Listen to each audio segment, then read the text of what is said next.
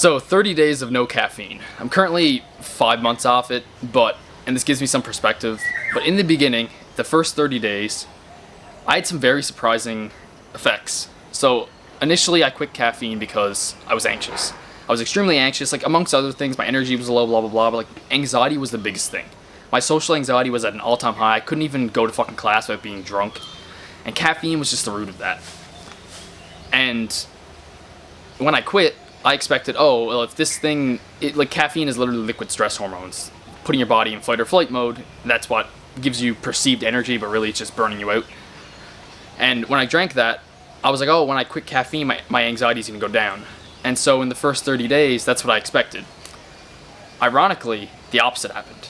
When you quit caffeine, you're going through withdrawal, and while you don't have the same like social anxiety, you get some of it. But I found when I quit caffeine, my main dopamine source is gone, and I got this weird existential anxiety. I got all these questions like, what am I doing with my life? What is there now? Did I fuck my brain? Am I gonna live like this for my whole life? And that was like the weirdest shock for me. It was fucking scary, but over time, I was able to slowly pull myself out of that rut. And if you do want my full system, it's completely free right now. I made a fucking school community. It's free for the first 100 members. My whole caffeine quitting course is in there. So if you don't want to get 5 months sober, turn your life around, check that out. Quick plug.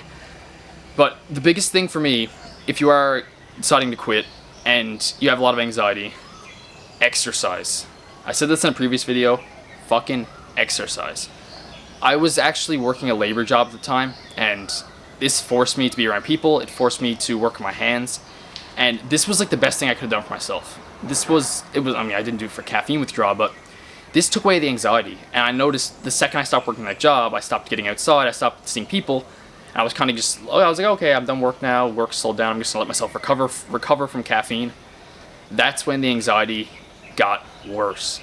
So yes, anxiety is bad, time will eventually heal that, but if you don't use drugs to escape, you need to actually process your shit. But if you are going through it, like, trust me, man, get outside and do some fucking cardio. Go for a run. Get a nice sweat going. It's hard to have anxiety when you're fucking panting like a dog when you went for a quick run. Or if you're lifting weights, or if you're doing calisthenics, whatever you're doing, do something physical that gets you out of your head and into your body. Because that presence that you get from that, it'll burn away a lot of your anxiety. Because that's what all it is. You're starting to build your energy back up. Your body does not really know how to deal with it. And because of that, you have all this energy pent up on the side. You have all these questions, and you're all fucked up.